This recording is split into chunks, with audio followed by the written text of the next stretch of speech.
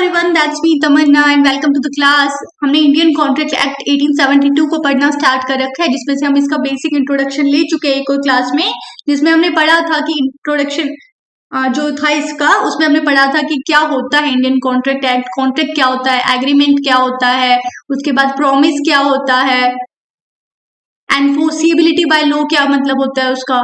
तो ये सब हम पहले से कवर कर चुके हैं। उसके बाद साथ साथ हमने पढ़ा था कॉन्ट्रैक्ट और एग्रीमेंट के बीच में डिफरेंस क्या होता है।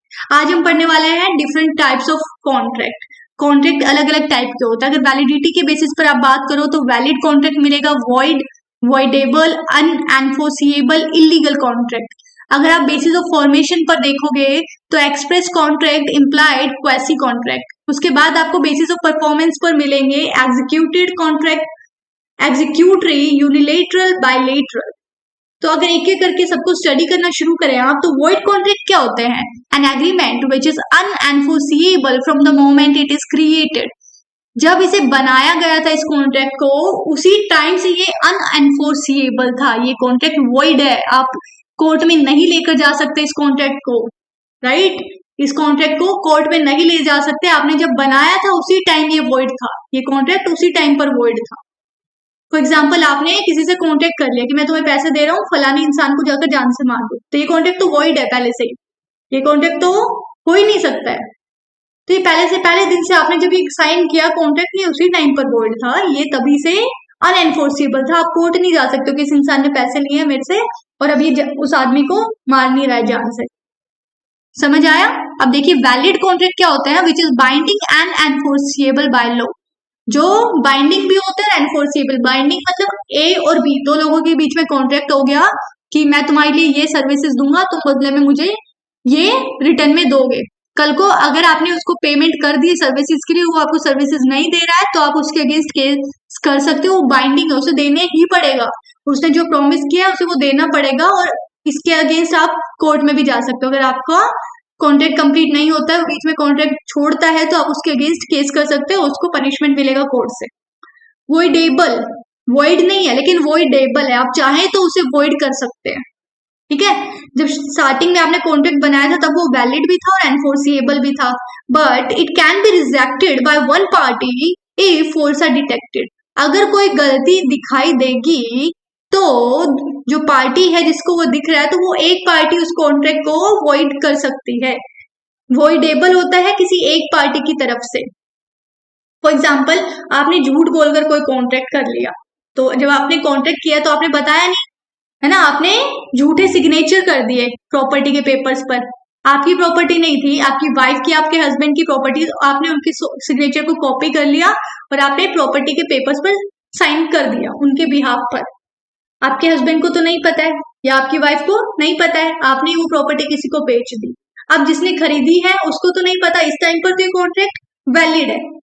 ठीक है? क्योंकि सामने वाली पार्टी को थोड़ी पता है ये गलती की है आपने, आपको ही पता ना, आपने वो बात छुपा रखी है, तो कॉन्ट्रैक्ट तो वैलिड है शुरुआत में, तो एनफोर्सिएबल भी। आपके अगेंस्ट वो कोर्ट में जा सकता है। फिर उसे पता चलता है कि आपने झूठ बोलकर साइन कराए हैं, तो अब वो चाहे तो इस कॉन्ट्रैक्ट को वॉइडेबल कर देगा, वॉइड कर देगा। वो आपके अगेंस्ट केस भी कर सकता है कि आपने उससे झूठ बोलकर पैसा ले लिया है और ये केस हुआ है। तो ये उनके पास, सामने वाली पार्टी के पास, क्योंकि आपने तो झूठ बोल ही दिया ना, अब आप थोड़ी इसको वॉइड क्रिएट बना सकते हो।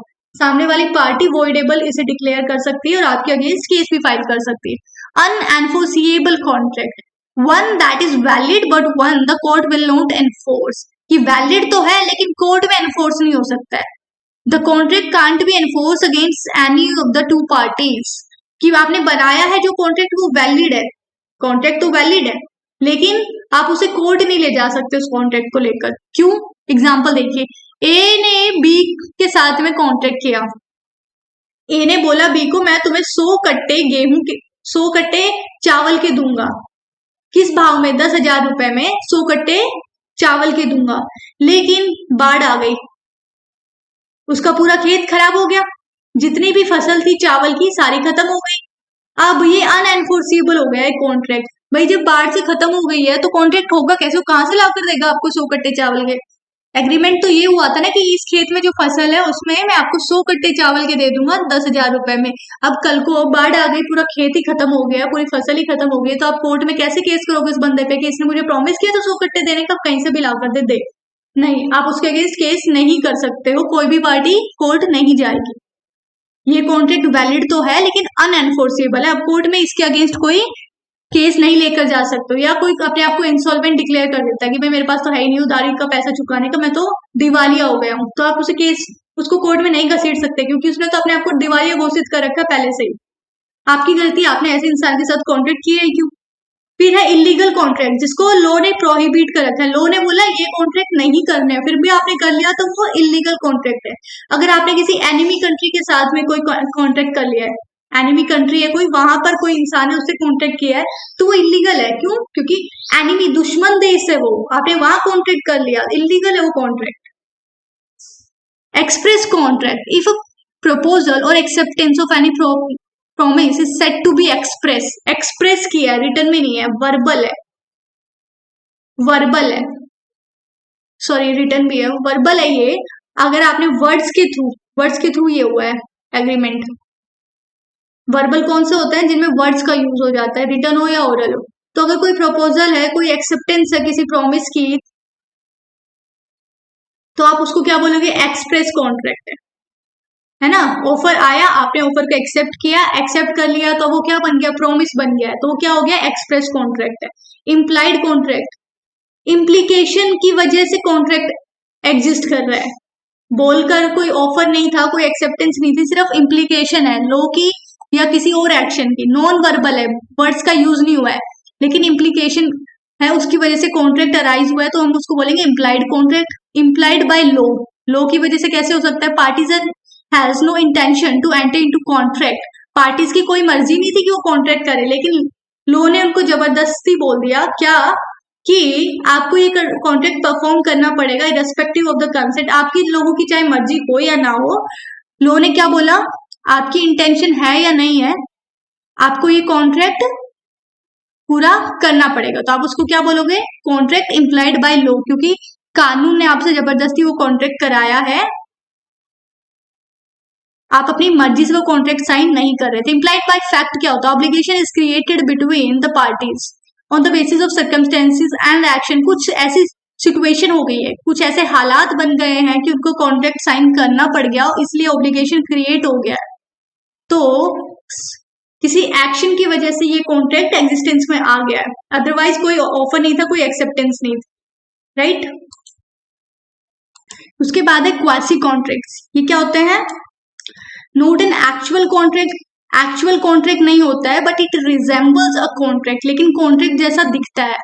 आप इसको बोल सकते हो हाफ कॉन्ट्रैक्ट, अधूरा कॉन्ट्रैक्ट होता है, क्रिएटेड बाय लॉ, जिसे लॉ ने क्रिएट किया है अंडर सर्कमस्टेंसेस, कुछ सर्कमस्टेंसेस की वजह से लॉ ने इसे क्रिएट किया है। For example an obligation of the finder of lost goods is to return them to the true owner, जैसे आपको कोई सामान मिल गया, गुम हुआ सामान, किसी और का सामान था, आपसे एक्सपेक्ट तो यही किया जाता है कि आप वो सामान रिटर्न कर दो, जो उसका ऑनर है, जो मालिक है, उसको वो सामान रिटर्न कर दो। लेकिन वो हाफ कॉन्ट्रैक्ट है, जिसका सामान गुम हुआ है वो तो यहाँ पे नहीं है, आपको मिल गया है ना। जैसे कोई ट्रेन में बैग छोड़ गया, आपको वो बैग मिल गया, उसमें आइडेंटिटी कार्ड है, आपको पता है ये सामान किसका है। अब जिसका गुम हुआ है वो तो आपको नहीं जानता है, उसने कोई कॉन्ट्रैक्ट साइन नहीं किया है, लेकिन जब आपको सामान मिला है तो ऑब्लिगेशन तो यही हो जाता है कि आप ये सामान वापस करो इसके मालिक को, तो ये कॉन्ट्रैक्ट आपकी तरफ से है, दूसरी पार्टी तो प्रेजेंट ही नहीं है कॉन्ट्रैक्ट में ना। तो क्वासी कॉन्ट्रैक्ट क्या होता है? अधूरे कॉन्ट्रैक्ट, हाफ कॉन्ट्रैक्ट, एक ही पार्टी की तरफ से ऑब्लिगेशन होता है। ई कॉन्ट्रैक्ट्स या ई कॉमर्स से रिलेटेड जो कॉन्ट्रैक्ट्स होते हैं, जिनके अंदर हम इलेक्ट्रॉनिक्स का यूज करते हैं, उसको हम बोलते हैं ई कॉन्ट्रैक्ट्स।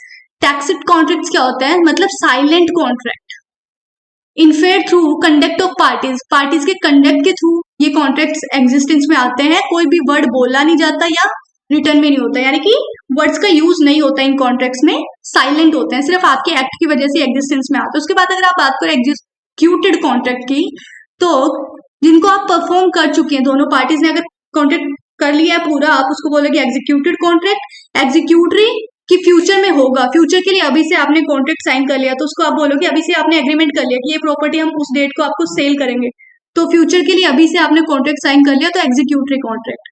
पार्टली एग्जीक्यूटेड और एग्जीक्यूटरी, एक पार्टी ने परफॉर्म कर लिया, अपना प्रॉमिस पूरा कर दिया, दूसरी पार्टी को अभी करना बाकी है, तो आप उसको क्या बोलोगे?